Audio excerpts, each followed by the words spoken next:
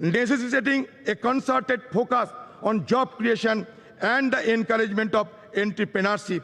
It is essential to enable India's youthful population to contribute substantially to the country's economic growth and development. Despite India being the world's fifth largest economy, our per capita GDP falls far behind that of developed nations. Tackling this economic growth challenge requires pro-growth government policies, maintaining low inflation, reducing interest rates, alleviating unemployment, fostering a skilled workforce, bolstering purchasing power, stimulating demand, and enhancing the healthcare and education sector. India must prioritize the development of a globally competitive, labor-intensive manufacturing sector capable of generating significant employment opportunities. In sum, addressing the pressing issue of high youth unemployment is a pivotal step for India's march toward developed nation status by 2047. I am impatient. I do not want to wait till 2047. Why not before 2047? To realize the vision of becoming developed nation, India must pursue a growth trajectory that is both comprehensive and sustainable. Economic growth must be all-inclusive, benefiting every citizen. An overarching focus on human development, encompassing access to healthcare, education, and essential services must be implemented holistically. The challenge of transforming India into a developed nation by 2047 are substantial, encompassing poverty, infrastructure deficit, and environmental sustainability. By implementing a holistic strategy that encompasses infrastructure development, attraction of investment, enhancement of education, promotion of innovation, social welfare, environmental conservation, paying emphasis on manufacturing and integration of technology, India can pave the way for its emergence as a developed nation. It is only with unwavering determination, collective commitment, that the country can realize this visionary goal and unlock its potential on the global stage. I will conclude by saying that धरती सिखाते हमने सबको बोझ उठाना, गगन सिखाते हमने ऊपर उठते जाना, सूरज की लाली से सीखा जग आलोकित करना, चंदा की किरणों से सीखा सबको पीड़ा हरना, पर्वत ने सिखाई हमने दृढ़ संकल्प बनाना, नदी सिखाए हमने आगे बढ़ते जाना, सागर की लहरों ने सीखा दुख सुख सहे जाना, और तूफान ये सिखलाते हैं आफत में ना घबराना और आफत से टकराना. हम चाहते हैं कि ये separation of power should be maintained in a judicious manner, and also in presence of all the guiding light of our country. I must suggest that India is not a homogeneous society, rather it is a heterogeneous society. But now the need of the hour is to maintain the harmonious society. With this word, I am concluding my speech. Thank you. Jai Hind, Bande Mataram. धन्यवाद sir. अब मेरा सादर आग्रह है राज्यसभा में सदन के नेता श्री पीयूष गोयल जी से कि वे अपना वक्तव्य प्रस्तुत करें. राज्यसभा के सभापति आदरणीय जगदीप धनखड़ जी, श्रद्धेय प्रधानमंत्री श्री नरेंद्र मोदी जी, लोकसभा अध्यक्ष आदरणीय ओम बिरला जी, उपसभापति श्री हरिवंश जी, श्री मल्लिकार्जुन खड़गे जी, श्री अधीर रंजन चौधरी जी, श्री प्रहलाद जोशी जी, माननीय सांसदगण, नमस्कार. गणेश चतुर्थी के पावन अवसर पर आप सभी को हार्दिक शुभकामनाएं. विघ्नहर्ता गणपति बाप्पा सभी को सुख एवं शांति प्रदान करें और देश की प्रगति के लिए हमारे प्रयासों को सफल बनाएं. हमारे संविधान के निर्माता भारत रत्न डॉक्टर बाबा साहेब अम्बेडकर जी तथा संविधान सभा के माननीय सदस्यों की स्मृति को मेरा कृतज्ञ वंदन. विगत 75 वर्षों में देश की सेवा करने वाले सभी सम्मान्य सांसदों को भी मेरा सादर नमन. कल हम सभी ने इस भवन में सार्थक चर्चा की और अपनी यादों और अनुभवों को सबके साथ साझा किया। आज नए संसद भवन में प्रवेश करना एक ऐतिहासिक पल है जो हम सभी के लिए यादगार रहेगा। इस शुभ अवसर पर मैं आप सभी को बहुत बहुत बधाई देना चाहता हूँ। नया संसद भवन हमारी सांस्कृतिक विरासत और आधुनिकता का जीवंत उदाहरण है। नए संसद भवन में स्थापित प्राचीन सेनगोल से प्रेरणा लेकर हम सभी कर्तव्य भावना से देश सेवा के तत्पर रहेंगे। आदरणीय प्रधानमंत्री श्री नरेंद्र मोदी जी के दूरदर्शी नेतृत्व में भारत एक वैश्विक शक्ति बन रहा है।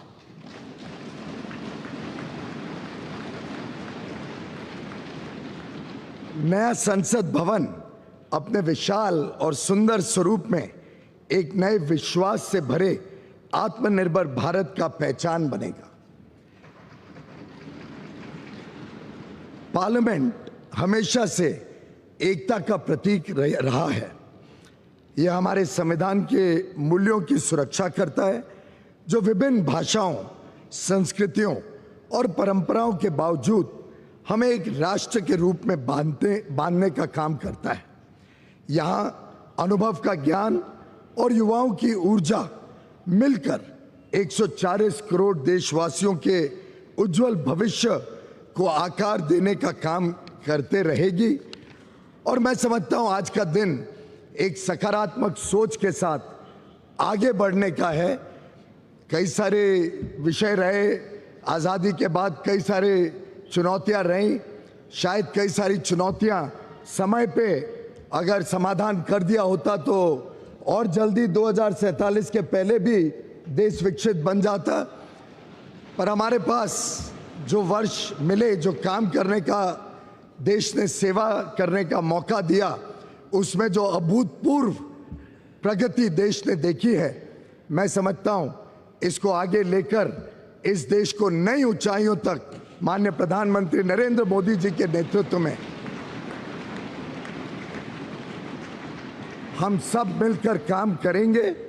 लक्ष्य बड़ा है, राह कठिन है, पर मुझे पूरा विश्वास है संसद में जो जनप्रतिनिधि बैठेंगे वे अपने दायित्वों का पूर्ण निष्ठा से निर्वहन करेंगे और अमृत काल में एक समृद्ध, सशक्त और विकसित भारत के सृजन का आधार बनेंगे। बहुत बहुत धन्यवाद। भारत माता की जय। सादर धन्यवाद सर। अब मेरा सादर अनुरोध राज्यसभा में नेता प्रतिपक्ष श्री मल्लिकार्जुन खड़गे जी से कि वे अपना संबोधन प्रस्तुत करें।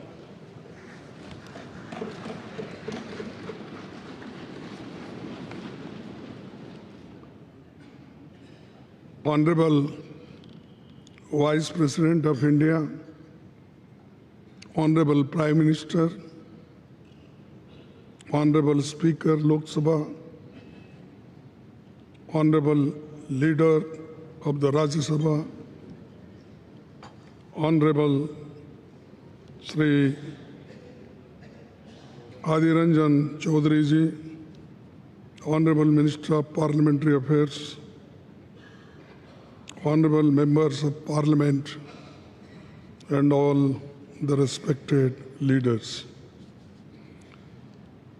We have all gathered here today to commemorate the rich legacy of the Parliament of India in this historic Central Hall.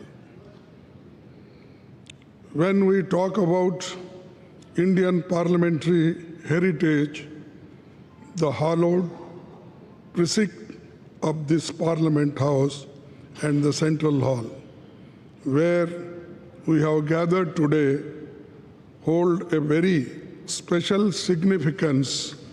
The Constitution of India is the bedrock of Indian democratic polity. It is in this very Central Hall that the Constituent Assembly held its sittings from 1946 to 1949, spanning a period of 2 years, 11 months, and 17 days. Today, we humbly recall the phenomenal contributions made by Dr. Rajendra Prasad, the first President of India, Pandit Jawaharlal Nehru ji, the first Prime Minister, and architect of modern India, Sardar Vallabhbhai Patel, the first Home Minister of India, and Dr. B.R. Ambedkar, architect of Indian Constitution. It is also an occasion to recall with gratitude the contributions of Sri G.V. Malvankar, Dr. Sarvapalli Radhakrishnan, and also acknowledge the collective contribution by members of the Constituent Assembly, Provisional Parliament, and first and all subsequent Lok Sabha. This central hall was witness to Pandit Nehru's tryst with destiny speech on the eve of India's independence. And yesterday, the Prime Minister also mentioned this in his speech. I'm thankful to you because you remembered this historic speech on this yesterday's occasion. Sir, the India's independence during his speech, the Pandit Nehruji inter alia stated, which I quote, long years ago, we have made a tryst with destiny, and now the time comes when we shall redeem our pledge, not wholly or in full measures, but very substantially. At the stroke of the midnight hour, when the world sleeps, India will awake to life and freedom. A moment comes, which comes but rarely in history, when we step out from the old to new, when an age ends, and when the soul of the nation, long suppressed, finds utterances. As the clock struck 12, all the members of the Constituent Assembly took the following pledge. At this solemn moment, when the people of India, through suffering and sacrifices, have secured freedom, I, a member of the Constituent Assembly, do dedicate myself in all humility to the service of India and her people, to the end that this ancient land attain her rightful and honored place in the world, and make her full and willing contribution to the promotion of the world peace and the welfare of the mankind. These words spoken on the day of this historic speech of Pandit Jawaharlal Nehru ji. I wish to emphasize at this juncture that this is all due to the collective and dedicated effort by parliamentarians cutting across the party lines over the past 7.5 decades. This rich legacy has formed a strong foundation for India's growth as a powerful democratic nation. Every nook and corner of the Parliament House has witnessed the evolution of our parliamentary democracy over the past 75 years. As we bid adieu to the Parliament House and move to the new Parliament building today, I am overwhelmed with emotions and tinge of pathos. We would, of course, be continuing our parliamentary duties in the new Parliament building, but will miss the Parliament House.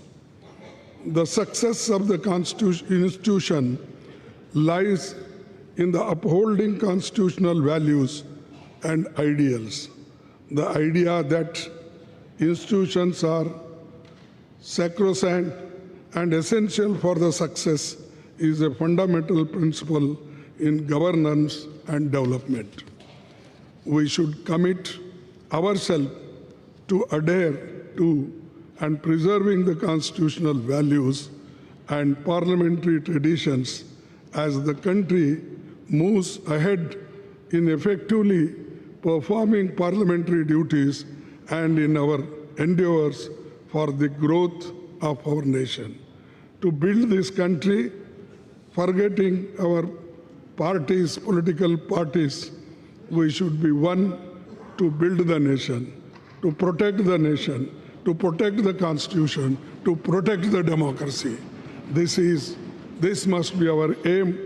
With these words and one quote I will say, no man can be grateful at the cost of his honor. No woman can be grateful at the cost of her chastity. And no nation can be grateful at the cost of its liberty. So to protect our liberty, to protect our integrity, we must work all together. That is the only way to build the nation. Thank you. Jai Hind. बहुत बहुत धन्यवाद मान्यवर। अब मेरा माननीय आग्रह है माननीय लोकसभा अध्यक्ष श्री ओम बिरला जी से कि आप हम सभी को अपने शब्दों द्वारा अनुग्रहित करें। माननीय उपराष्ट्रपति जी, माननीय प्रधानमंत्री जी, राज्यसभा में सदन के नेता, संसदीय कार्य मंत्री जी, प्रतिपक्ष के नेता, लोकसभा में सबसे बड़े दल के नेता, सभी माननीय मंत्रीगण, सभी माननीय संसद सदस्यगण, आज संसद भवन के इस ऐतिहासिक कक्ष में जो हमारी देश की आज़ादी का साक्षी रहा, जो संविधान निर्माण का साक्षी रहा, जिसमें अनेक परिवर्तन एवं ऐतिहासिक निर्णय हुए हैं, इसी केंद्रीय कक्ष में माननीय राष्ट्रपति जी का उद्बोधन में हमें मिला। विश्व के कई राष्ट्र अध्यक्षों ने यहाँ संबोधन करते हुए हमारे लोकतंत्र के प्रति आस्था व्यक्त की और आज इस केंद्रीय कक्ष से हम सब लोग नए संसद भवन की ओर प्रवेश कर रहे हैं। ये नया संसद भवन हम सब के लिए नई आकांक्षाओं, नई अपेक्षाओं और नई उम्मीद, नई उमंग के साथ होगा, मेरी ऐसी आशा है। आज इस अवसर पर उन सब स्वतंत्रता सेनानियों को भी नमन करता हूं, जिन्होंने हमारे भविष्य के लिए, हमारे कल के लिए अपना वर्तमान बलिदान कर दिया।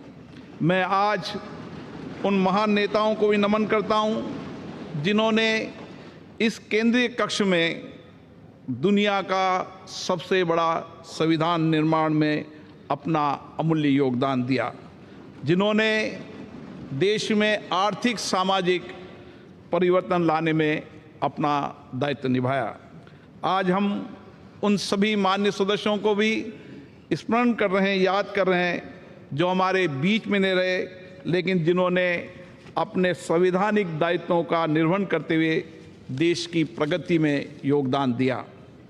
मैं आज संसद के उन सभी माननीय सांसदों का भी हार्दिक अभिनंदन करता हूं, जिनके लंबे संसदीय अनुभव का लाभ आज हमें मिल रहा है।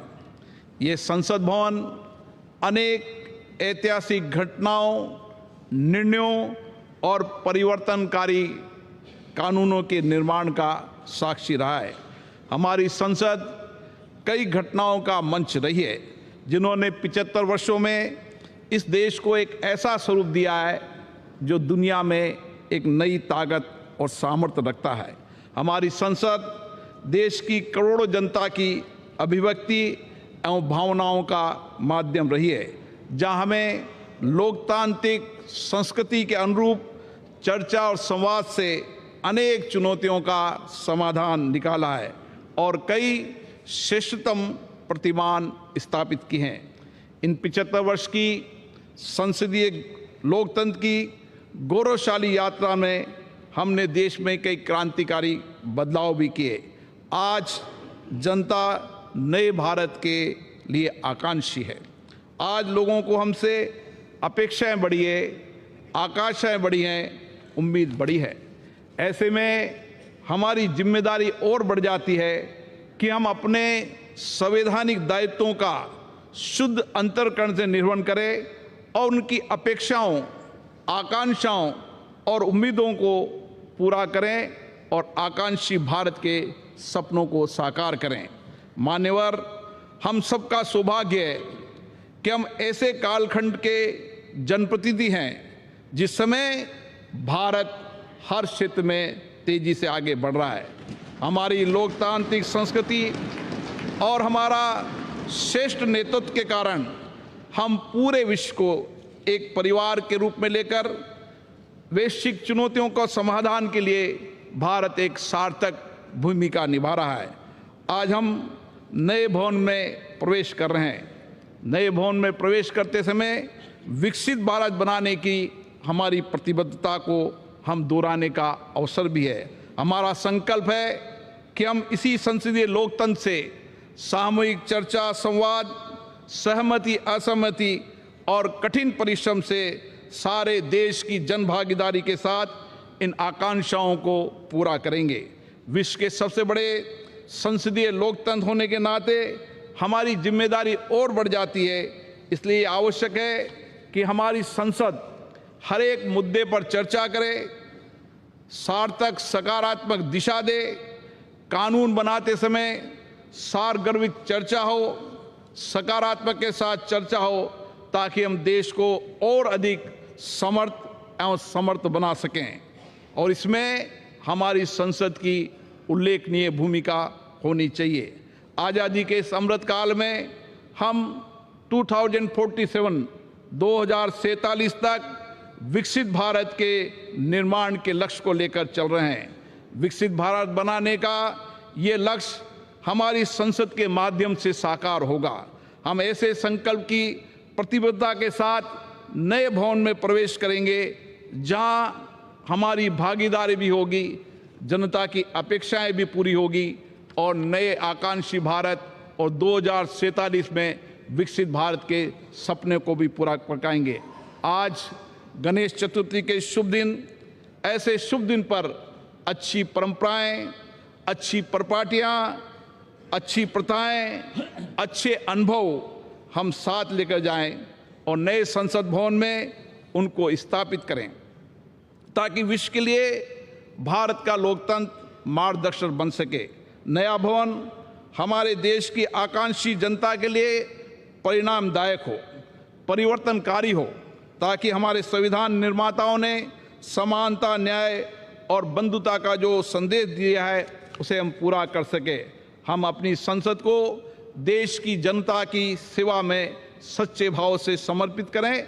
इसी अपेक्षा के साथ मैं पुनः इस भवन को उन सब लोगों को जिनका इस लोकतंत्र को स्थापित करने में, लोकतंत्र की मर्यादा प्रतिष्ठा बढ़ाने में योगदान रहा, उन सबको भी नमन करता हूं। धन्यवाद।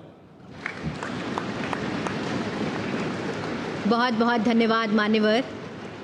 अब मेरा विनम्र अनुरोध माननीय प्रधानमंत्री श्री नरेंद्र मोदी जी से कि आप विशिष्ट जनों की सभा को संबोधित करें एवं हम सभी का मार्गदर्शन करें।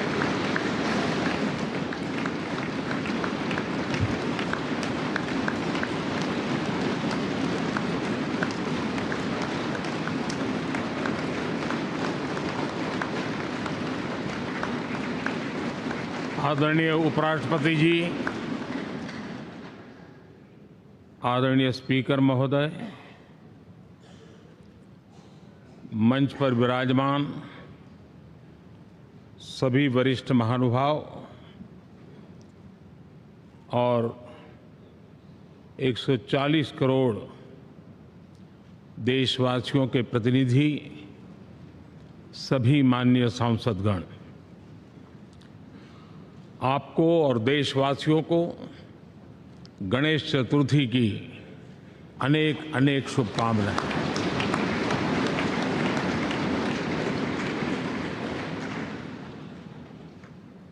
आज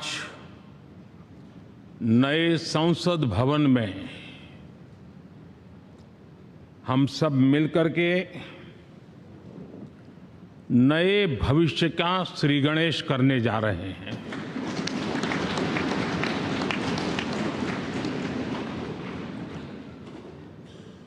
आज हम यहाँ विकसित भारत का संकल्प दोहराना, फिर एक बार संकल्पबद्ध होना और उसको परिपूर्ण करने के लिए जी जान से जुटने के इरादे से नए भवन की तरफ प्रस्थान कर रहे हैं।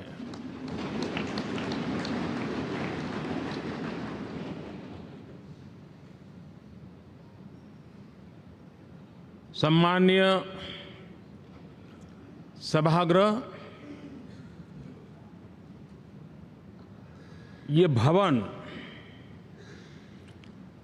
और उसमें भी ये सेंट्रल हॉल एक प्रकार से हमारी भावनाओं से भरा हुआ है। हमें भावुक भी करता है और हमें हमारे कर्तव्य के लिए प्रेरित भी करता है। आजादी के पूर्व ये खंड एक प्रकार से लाइब्रेरी के रूप में इस्तेमाल होता था, लेकिन बाद में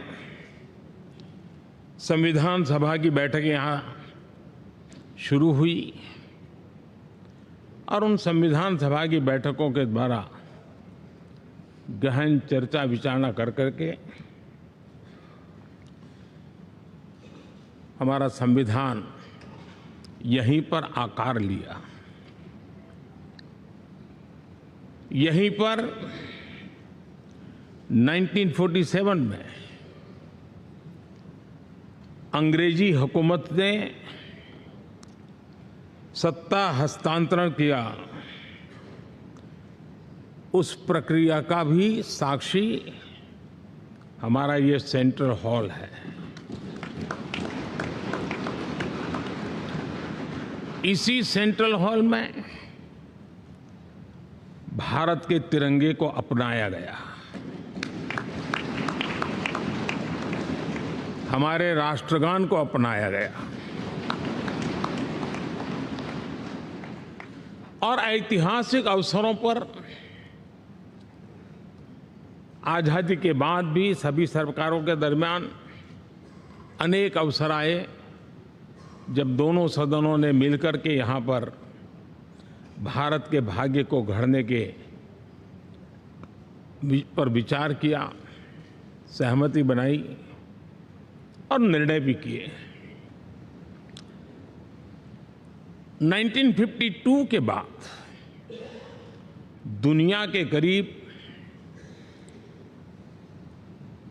41 राष्ट्राध्यक्षों ने इस सेंट्रल हॉल में हमारे सभी माननीय सांसदों को संबोधित किया है।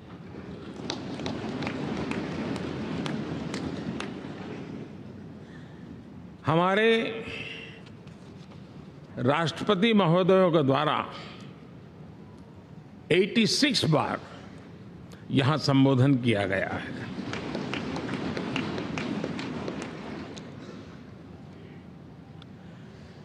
बीते 7 दशकों में जो भी साथी इन जिम्मेवारियों से गुजरे हैं, जिम्मेवारियों को संभाली है, अनेक कानूनों, अनेक संशोधन और अनेक सुधारों का हिस्सा रहे हैं। अभी तक लोकसभा और राज्यसभा ने मिलकर करीब करीब 4000 से अधिक कानून पास किए हैं।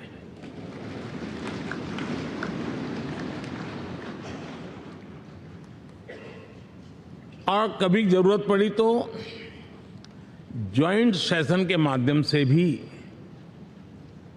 कानून पारित करने की दिशा में रणनीति बनानी पड़ी और उसके तहत भी दहेज रोकथाम कानून हो, बैंकिंग सर्विस कमीशन बिल हो, आतंक से लड़ने के लिए कानून हो, ये संयुक्त सत्र में पास किए गए हैं, इसी गृह में पास किए गए। इसी संसद में मुस्लिम बहन बेटियों को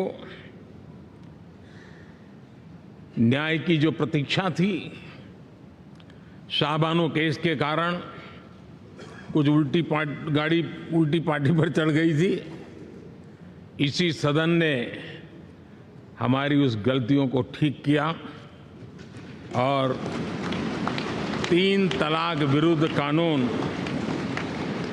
हम सब ने मिलकर के पारित किया। संसद ने बीते वर्षों में ट्रांसजेंडर को न्याय देने वाले कानूनों का भी निर्माण किया। इसके माध्यम से हम ट्रांसजेंडर के प्रति सद्भाव और सम्मान के भाव के साथ उनको नौकरी, शिक्षा, स्वास्थ्य, बाकी जो सुविधाएं हैं एक गरिमा के साथ प्राप्त कर सके, इसकी दिशा में हम आगे बढ़े। हम सभी ने मिलकर हमारे दिव्यांग जनों के लिए भी उनकी जरूरतों को देखते हुए, उनके एस्पिरेशंस को देखते हुए ऐसे कानूनों का निर्माण किया जो उनके लिए उज्जवल भविष्य की गारंटी बन रहे हैं। आर्टिकल 370 हटाने से लेकर वो विषय ऐसा रहा जो शायद ही कोई दशक ऐसा होगा कि चर्चा न हुई हो, चिंता न हुई हो और मांग न हुई हो। आक्रोश भी व्यक्त हुआ,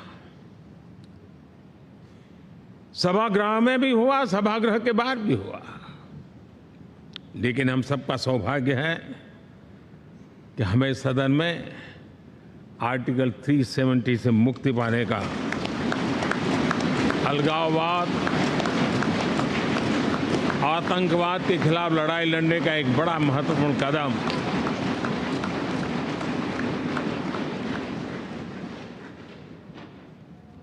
और इस महत्वपूर्ण काम में माननीय सांसदों की, संसद की बहुत बड़ी भूमिका है। जम्मू कश्मीर में इसी सदन में निर्मित हुआ संविधान हमारे पूर्वजों ने दिया हुआ वो महामूल्य दस्तावेज जम्मू कश्मीर में लागू करते हैं तो इस मिट्टी को प्रणाम करने का मन करता है। आज जम्मू और कश्मीर शांति और विकास के रास्ते पर चलने के लिए प्रतिबद्ध हुआ है और नए उमंग, नए उत्साह, नए संकल्प के साथ जम्मू कश्मीर के लोग आगे बढ़ने का कोई मौका अब छोड़ना नहीं चाहते हैं। ये दिखाता है कि संसद के सदस्यों ने मिलकर के संसद के भवन में कितने महत्वपूर्ण काम किए हैं। माननीय सांसदगण, लाल किले से मैंने कहा था यही समय है, सही समय है।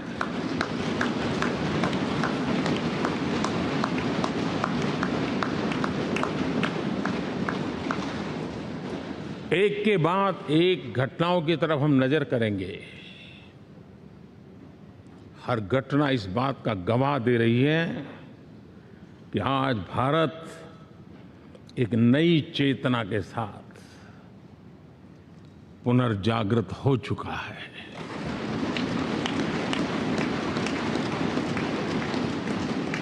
भारत नई ऊर्जा से भर चुका है और यही चेतना, यही ऊर्जा इस देश के कोटि कोटि जनों के सपनों को संकल्प में परिवर्तित कर सकती है और संकल्प को परिश्रम की पराकाष्ठा कर करके सिद्धि तक पहुंचा सकती है। ये हम देख सकते हैं।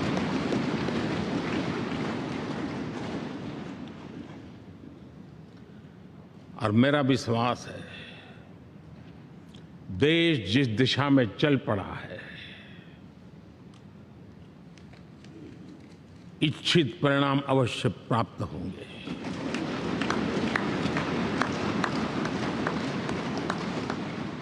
हम गति जितनी तेज करेंगे, परिणाम उतने जल्दी मिलेंगे।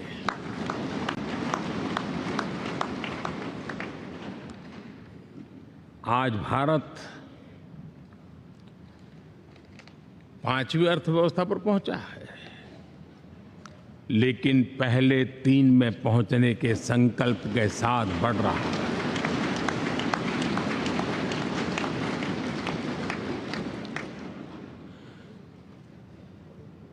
और मैं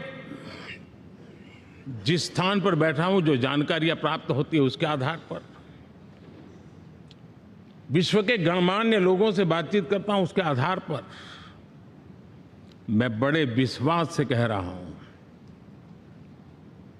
हम में से कुछ लोगों की निराशा हो सकती है, लेकिन दुनिया आश्वस्त है कि भारत टॉप 3 में पहुंच के रहेगा।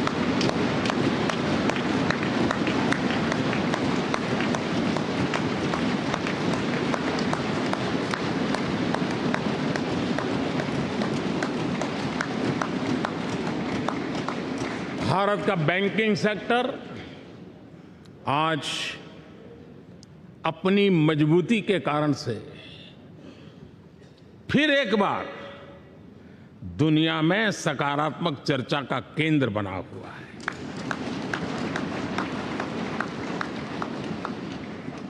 भारत का गवर्नेंस का मॉडल, यूपीआई,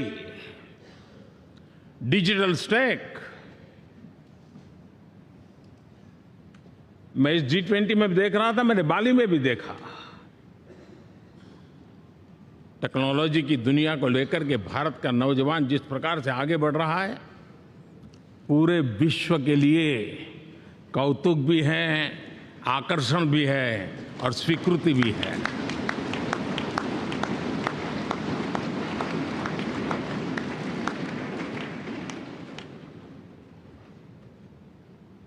हम सब उस ऐसे कालखंड में हैं, मैं कहूंगा हम लोग एक भाग्यवान लोग हैं।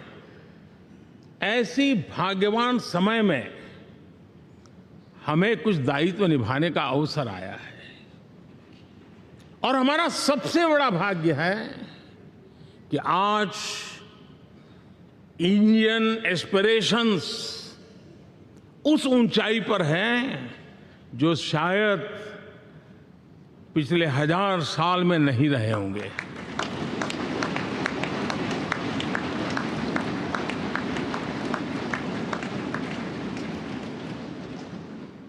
गुलामी के जंजीरों ने उसके एस्पिरेशंस को दबोच के रखा था।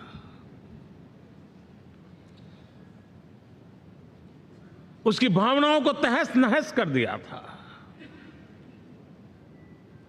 आजाद भारत में अपने सपने संजो रहा था, चुनौतियों से जूझ रहा था, लेकिन मिलकर के आज जहां पहुंचे हैं, अब वहां वो रुकना नहीं चाहता है।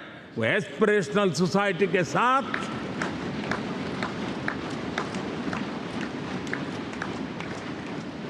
नए लक्ष्य गढ़ना चाहता है।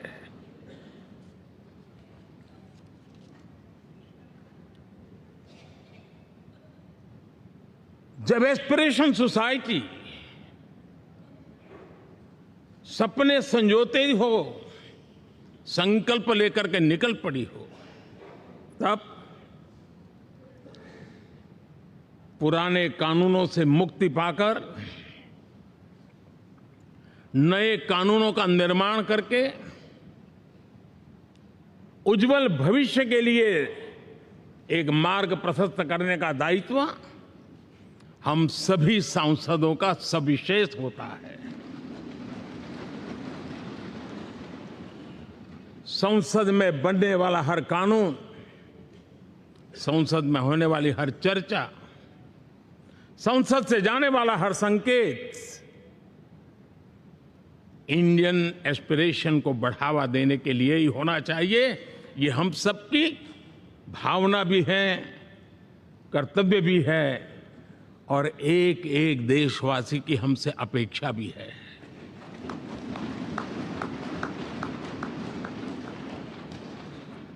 हम जो भी रिफॉर्म करें उसके मूल में इंडियन एस्पिरेशन सबसे सर्वोच्च पद पर होना चाहिए, प्राथमिकता पर होना चाहिए।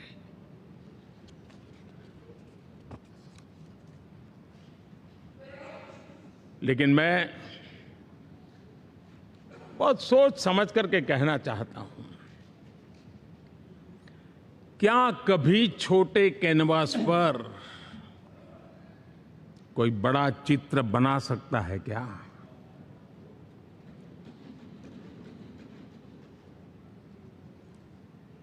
जैसे छोटे कैनवास पर बड़ा चित्र नहीं बन सकता, वैसे हम भी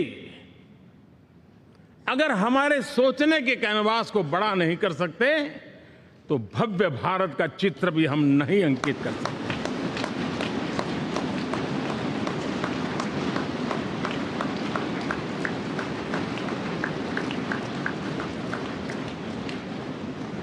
पचहत्तर साल का हमारे पास अनुभव है। हमारे पूर्वजों ने जो कुछ भी रास्ते बनाए उससे हमने सीखा है। हमारे पास एक बहुत बड़ी विरासत है। इस विरासत के साथ अगर हमारे सपने, हमारे संकल्प जुड़ जाए, हमारा सोचने का दायरा बदल जाए, हमारा कैनवास बड़ा हो जाए, तो हम भी उस भव्य भारत के चित्र को अंकित कर सकते हैं, उस तस्वीर का खाका खींच सकते हैं, उसमें रंग भरने का काम हम भी कर सकते हैं और आने वाली पीढ़ी को वो भव्य दिव्य मां भारती के हम उनको सुपुर्द कर सकते हैं। दोस्तों, अमृतकाल के 25 वर्षों में भारत को अब बड़े कैनवास पर काम करना ही होगा। अब हमारे लिए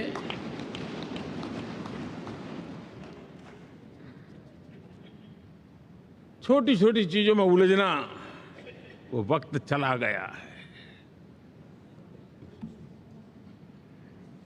हमें आत्मनिर्भर भारत बनाने के लक्ष्य को सबसे पहले परिपूर्ण करना चाहिए और हमसे शुरुआत होती है, हर नागरिक से शुरुआत होती है। और आज दुनिया में भी एक समय ऐसा था कि लोग मुझे कहते थे, हमारे बड़े बड़े बुद्धिजीवी और अर्थशास्त्री लिखते थे कि मोदी आत्मनिर्भर की बात करता है तो मल्टीलेटरलिज्म के सामने चुनौती तो बन नहीं जाएगा, ग्लोबल इकोनॉमी के जमाने में ठीक तो नहीं होगा। लेकिन 5 साल के भीतर भीतर देखा, दुनिया भारत के आत्मनिर्भर मॉडल की चर्चा करने लग गई है।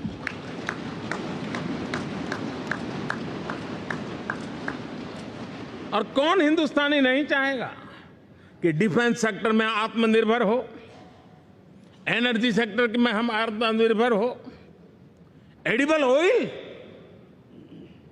क्या इस देश को आत्मनिर्भर नहीं होना चाहिए? कृषि प्रधान देश हम कहते हैं। खाने का तेल क्या देश बाहर से लाएगा? बहुत समय की मांग है कि हमें आत्मनिर्भर भारत को संकल्प को पूरा करना, ये हम सबका दायित्व है। उसमें दल आड़े नहीं आते हैं, सिर्फ दिल चाहिए, देश के लिए चाहिए।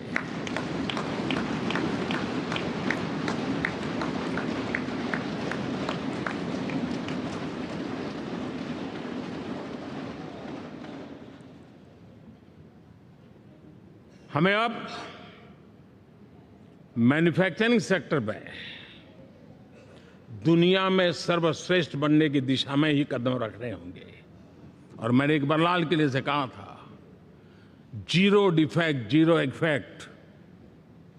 हमारे प्रोडक्ट में कोई डिफेक्ट ना हो, हमारी प्रक्रिया में पर्यावरण पर कोई इफेक्ट ना हो, ऐसा जीरो डिफेक्ट जीरो इफेक्ट वाला हमें दुनिया के सामने मैन्युफैक्चरिंग क्षेत्र में जाना होगा।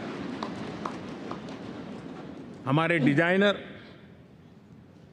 हमारे यहाँ निर्माण हो रही डिजाइन्स, हमारे सॉफ्टवेयर, हमारे एग्रीकल्चर प्रोडक्ट्स, हमारे हस्तशिल्प, हर क्षेत्र में अब हमें वैश्विक मापदंडों को पार करने के इरादे से ही चलना चाहिए, तब जाकर के विश्व के अंदर हम अपना झंडा फहरा सकते हैं। मेरे गांव में मेरा सबसे अच्छा माल हो, इतनी बात नहीं चलेगी। मेरे राज्य में मेरा सबसे अच्छा प्रोडक्ट नहीं चलेगा, मेरे देश में मेरा सबसे अच्छा प्रोडक्ट नहीं चलेगा, दुनिया में मेरा प्रोडक्ट सबसे अच्छा होगा, ये भाव हमें पैदा होगा।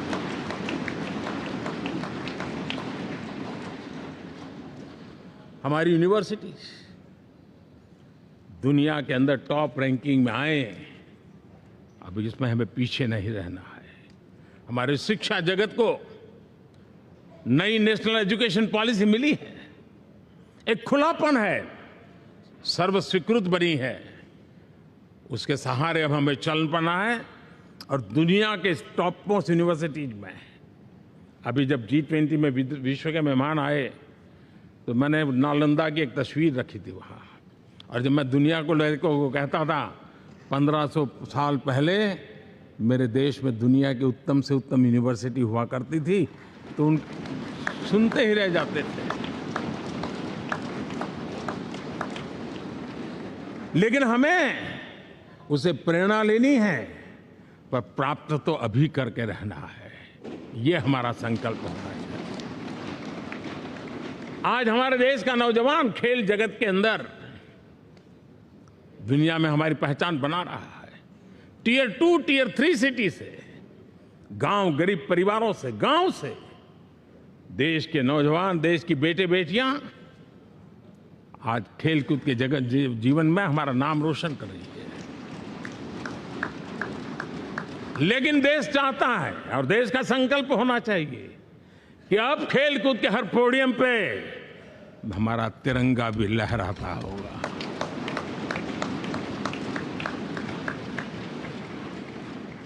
हमें अब पूरा हमारा दिमाग क्वालिटी पर फोकस करना ही होगा, ताकि हम विश्व की आशा अपेक्षाओं के अनुकूल और भारत के सामान्य मानव के जीवन में भी क्वालिटी ऑफ लाइफ के प्रति जो एस्पिरेशन बढ़ा है उसको हम एड्रेस कर पाए। और जैसे मैंने कहा कि हम भाग्यवान हैं कि हम उस समय काम कर रहे हैं जब समाज अपने आप एक एस्पिरेशनल सोसाइटी है। हमारा और भी एक भाग्य है कि हम उस समय हैं जब हिंदुस्तान युवा देश है। हम दुनिया में सबसे ज्यादा जन आबादी वाला तो देश बने ही हैं, लेकिन सबसे बड़ी आबादी, उसमें भी सबसे युवा, ये पहली बार हुआ है।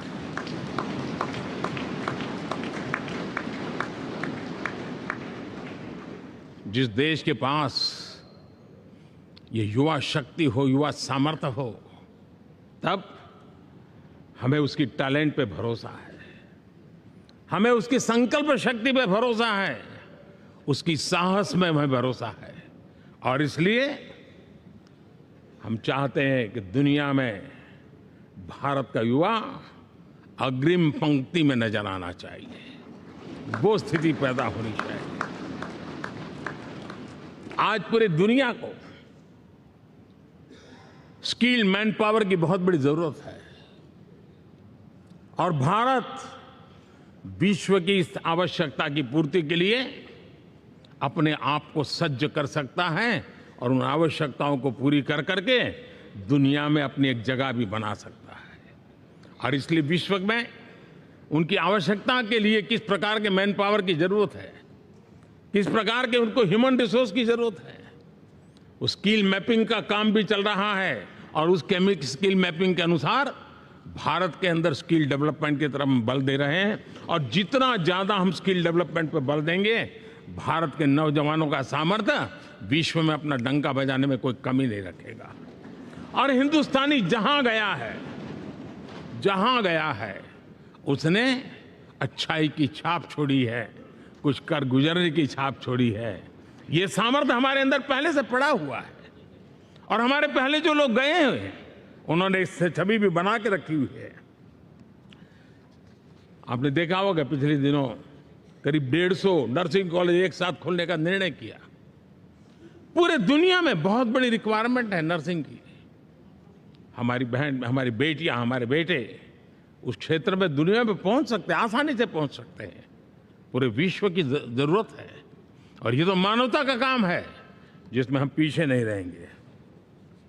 आज मेडिकल कॉलेजेस का इतना व्यापक रूप से निर्माण देश की आवश्यकता तो पूरी करनी ही करनी है, दुनिया की आवश्यकताओं में भी योगदान दे सकते हैं।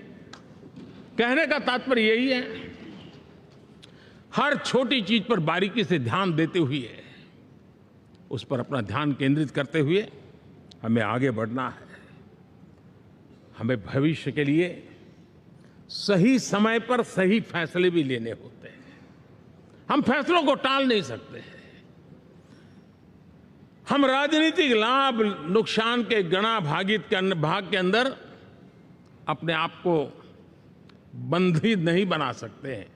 हमें तो देश के एस्पिरेशन के लिए हिम्मत के साथ नए निर्णय करने होते हैं। आज सोलर पावर के सफल मूवमेंट्स हमारी भावी पीढ़ी के लिए एनर्जी क्राइसिस से मुक्ति की गारंटी दे रहा है। आज मिशन हाइड्रोजन आने वाले दिनों में जो एनवायरनमेंट की चिंता है, जो टेक्नोलॉजी में बदलाव आ रहा है, उसके समाधान का रास्ता देने का सामर्थ्य रखती है। आज हमारा सेमीकंडक्टर जिस प्रकार से जीवन चलाने में हमारे हृदय की जरूरत रहती है, वैसे ही आज हमारी टेक्नोलॉजी चिप्स के बिना चल नहीं सकती और सेमीकंडक्टर उसके लिए बहुत अनिवार्य हैं। उस दिशा में हम आगे जाकर के इलेक्ट्रॉनिक मैन्युफैक्चरिंग में कोई रुकावट ना आए और जीवन कहीं अटक न जाए, उसके लिए एक बहुत बड़ी मात्रा में हम काम कर रहे हैं। जल जीवन मिशन, हर जिले में 75 अमृत सरोवर, हमारी भावी पीढ़ी को, हमारे बच्चों को उनको कभी पानी के बिना तरसना न पड़े, इसकी चिंता हम आज कर रहे हैं। विश्व के बाजार में हमारा हर व्यापार कारोबार पहुंचे, कॉम्पिटिटिव ताकत के साथ खड़ा रहे, लॉजिस्टिक सिस्टम को और अधिक कम खर्च वाला बनाना, एफिशिएंट बनाना, उस दिशा में हम बहुत नीतियां लेकर के चल रहे हैं। आज समय की मांग है कि भारत का एक ऐसा भारत का हम निर्माण करें।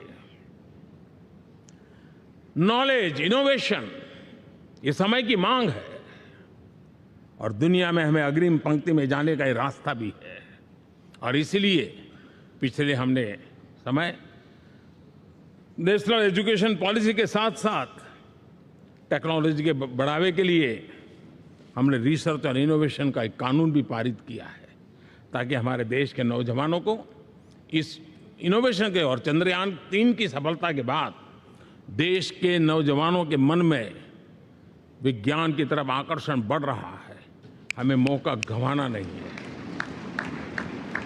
हमारी युवा पीढ़ी को हमने रिसर्च और इनोवेशन के लिए पूरे अवसर देने हैं और इस इकोसिस्टम को बनाने के लिए हमने एक उज्जवल भविष्य के निर्माण की नींव रखी है।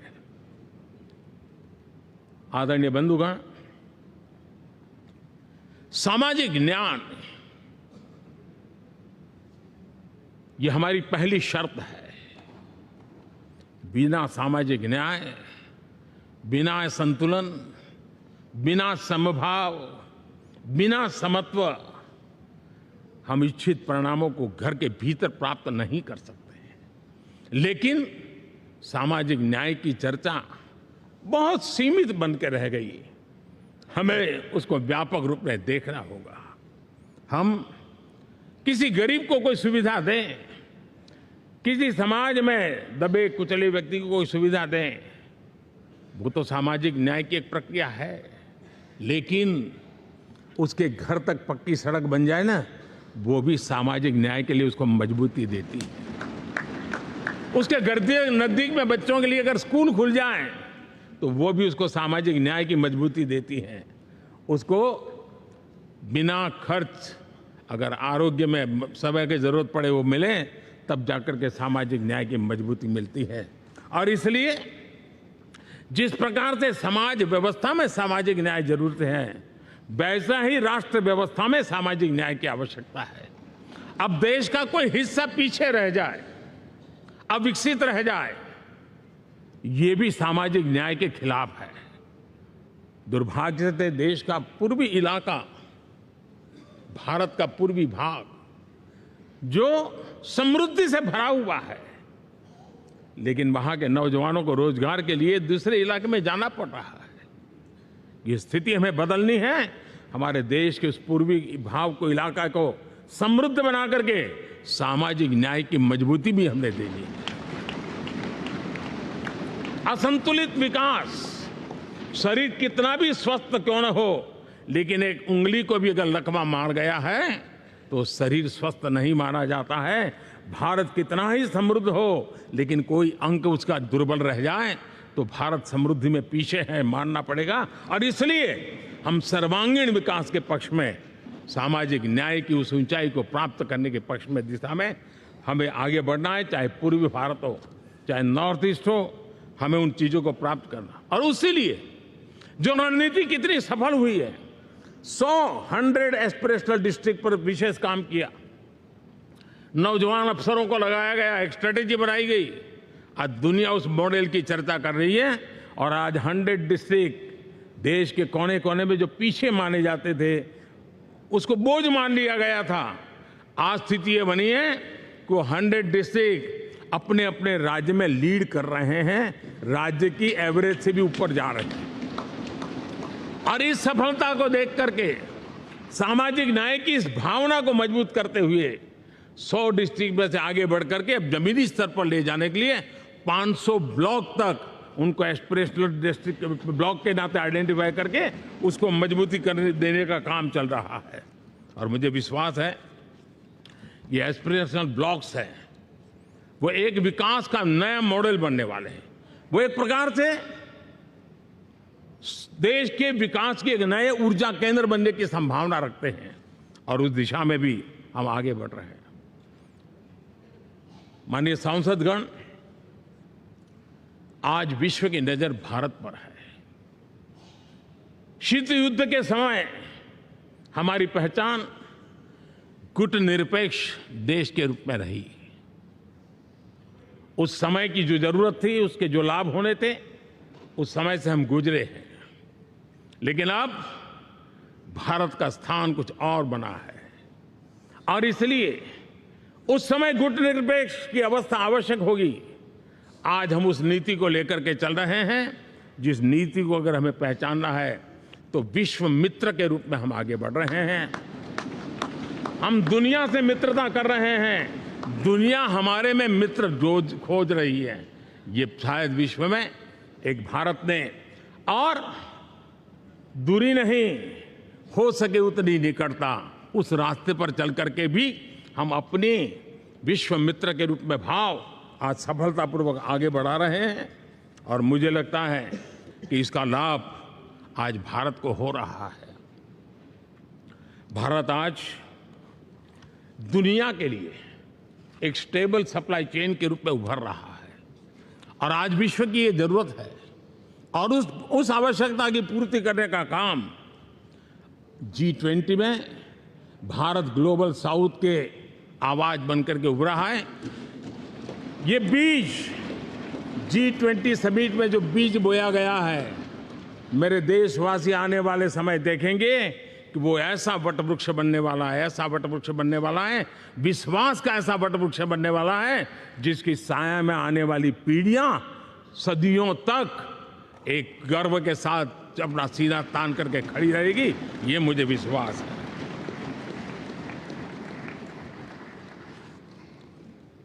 इस G20 में एक बहुत बड़ा काम हमने किया है, बायोफ्यूल अलायंस का।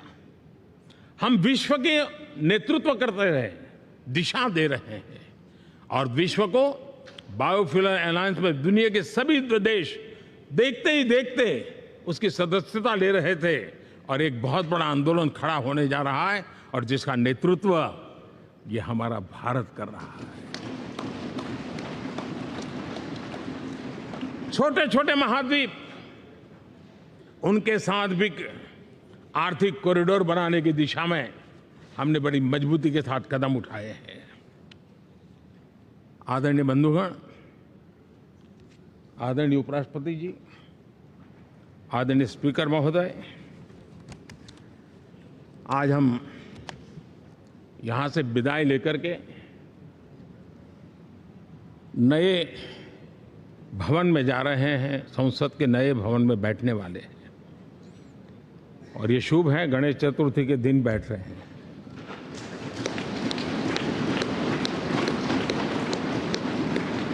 लेकिन मैं एक आप दोनों महानुभावों को एक प्रार्थना कर रहा हूं, एक विचार आपके सामने रख रहा हूं। मैं आशा करता हूं कि आप दोनों मिलकर के उस विचार पर जहां भी जरूरत पड़े मंथन करके कुछ निर्णय अवश्य कीजिए। और मेरी प्रार्थना है, मेरा सुझाव है कि अब हम जब नए सदन में जा रहे हैं, तब इसकी गरिमा कभी भी कम नहीं होनी चाहिए।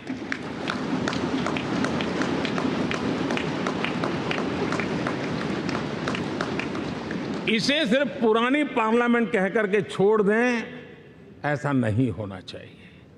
और इसलिए मेरी प्रार्थना है कि भविष्य में अगर आप सहमति दे दोनों महानुभाव, तो इसको संविधान सदन के रूप में जाना जाए।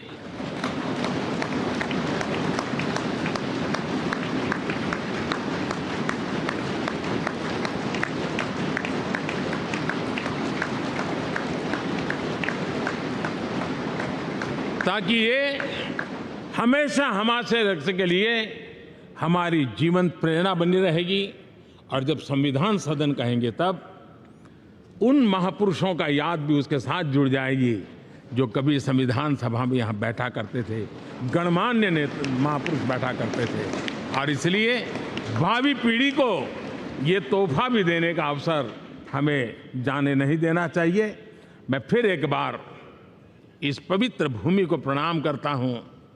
यहाँ पर जो तपस्या हुई है, जन कल्याण के लिए संकल्प हुए हैं, इसको परिपूर्ण करने के लिए 7 दशक से भी अधिक समय से जो पुरुषार्थ हुआ है, उन सबको प्रणाम करते हुए मैं मेरी वाणी को विराम देता हूं और नए सदन के लिए आप सबको शुभकामनाएं देता हूं।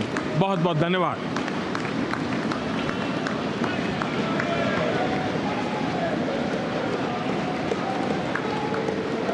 बहुत बहुत धन्यवाद मान्यवर।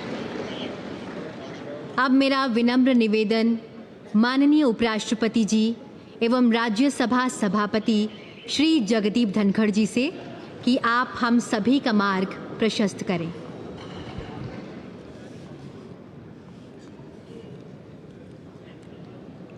Honourable prime minister of Bharat Shri Narendra Modi ji, honourable speaker Lok Sabha Shri Om Birla ji, Shri Pralhad Joshi ji, union minister of parliamentary affairs, Shri Piyush Goyal ji, leader of house Rajya Sabha, honourable ministers, Shri Adhir Ranjan Chowdhury, leader of opposition in Lok Sabha, Shri Mallikarjun खड़गे ji, leader of opposition Rajya Sabha, honourable deputy chairman Rajya Sabha and honourable members of parliament. Ganesh Chaturthi की सभी को हार्दिक शुभकामनाएं।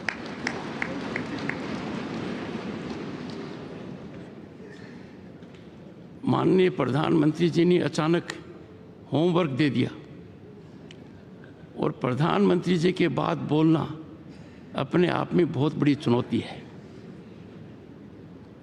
On this momentous occasion, as we stand on the threshold of adding a new chapter to the annals of our parliamentary democracy, I congratulate you all on our phenomenal rise. We all are indeed privileged to be witnessing this history in the making as we bid adieu to this magnificent parliament building which houses both the chambers of our parliament and this imposing central hall and move to the new one. Traversing over 7-decade journey from Svidhan Sabha to the present day in Amrit Kal, these hallowed precincts have witnessed many a milestone. Honorable members, from tryst with destiny at midnight of 15th August 1947 to unfolding of innovative, impactful, forward-looking GST regime at midnight of June 30, 2047, and now this significant day. In this very central hall, the members of the Constituent Assembly embarked upon the journey to accomplish the daunting task of drafting the Constitution of India. Deliberations in the Constituent Assembly in this theatre exemplified decorum and healthy debate. Contentious issues were negotiated in a spirit of consensus with scholarly debate and spirited deliberations. Honorable members, we all need to emulate the exemplary conduct of our founding fathers. The new building of Parliament, a testament to dawn of Atmanirbhar Bharat, is much beyond an architectural marvel. It is a reflection of India's rich cultural diversity, a symbol of national pride, unity, and identity. Impactfully organized G20 resulted in demonstration of India's global power. The new building of Parliament, Bharat Mandapam and Yasho Bhumi are the most recent infrastructure masterpieces competing with the best in the world. These iconic venues are set to play a pivotal role in shaping India's tomorrow. Honorable members, the world now realizes that our nation is on the rise as never before, and this rise is unstoppable. Bharat is defining global discourse, shaping their outcome, and has emerged as significant player among the Committee of Nations. Bharat is dominating as an agenda setter for global peace, climate transition, and economic development on par with other leading players. In this encouraging scenario, generating hope and optimism all around, I find it a befitting occasion to congratulate Prime Minister Narendra Modi for his sagacious approach, people-centric vision, missionary zeal, and exemplary execution. Salute and appreciate contribution of the people in all walks of life and our bureaucracy that is enjoined with execution of policies. Honorable members, time has come to give up once and for all the premise of justifying transgression of conduct and outrageous disregard of rules in the temples of democracy by making reference to past instances. As we march into the new Parliament building, we must enhance cooperation and consensual approach. Time for us to bid farewell to confrontational stance and resolve to ever keep national interest uppermost. Honorable members, it is time, right time, to bury the strategy of weaponizing disturbance and disruption in parliamentary functioning, as these are antithetical to democratic values and can never have sanction of our people who are our ultimate masters. I would like to quote Dr. B.R. Ambedkar, who in his final speech in the Constituent Assembly stated, I quote, "If we wish to maintain democracy, not merely in form, but also in fact, what must we do? The first thing in my judgment we must do is to hold fast to constitutional methods of achieving our social and economic objectives," unquote. Let us heed his clarion call. On this decisive moment, as we are witnessing the transformation of Bharat,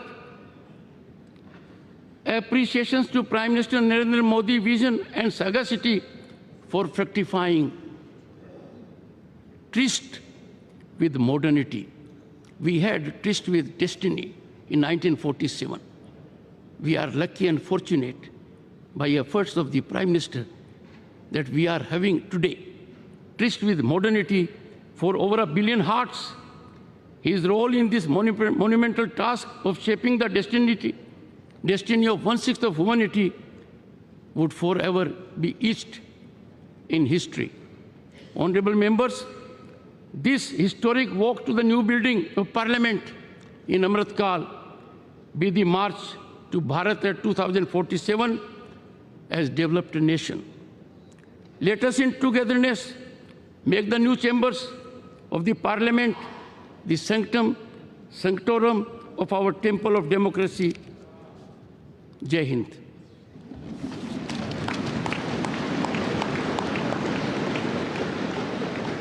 सादर धन्यवाद मान्यवर। कार्यक्रम के समापन से पूर्व आप सभी से अनुरोध कि राष्ट्रगीत के सम्मान में अपने स्थान पर खड़े हो जाएं। आज़ादी के अमृतकाल में आइए नई ऊर्जा के साथ, नई चेतना के साथ अब कदम बढ़ाएं नव निर्माण की ओर। गणपति गजानन का आशीर्वाद ले प्रस्थान करें संसद के नए भवन की ओर, जो भव्य है, विशाल है, आत्मनिर्भर भारत का प्रतिबिंब है, नए भारत का जीवंत स्वरूप है, जहां नूतन है और पुरातन भी, जहां कारीगरी है और तकनीक भी। चलिए कदम बढ़ाएं भारत की संसद के नए भवन की ओर और नए लक्ष्यों के साथ रचें नया इतिहास। जय हिंद, जय भारत।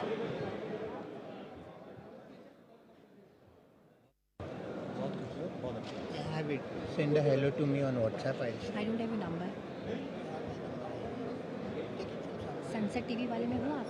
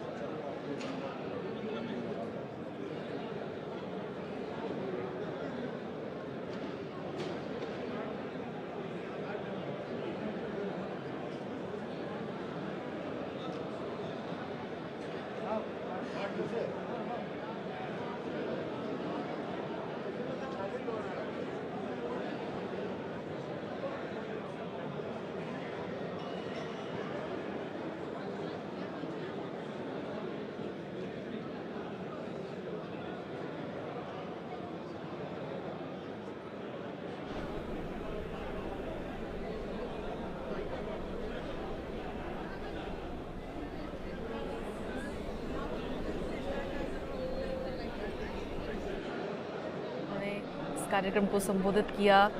पुराने संसद भवन के केंद्रीय कक्ष में ये समारोह आज रखा गया था और इस दौरान प्रधानमंत्री ने तमाम बातों का जिक्र किया, लेकिन सबसे बड़ी बात उन्होंने कही कि नई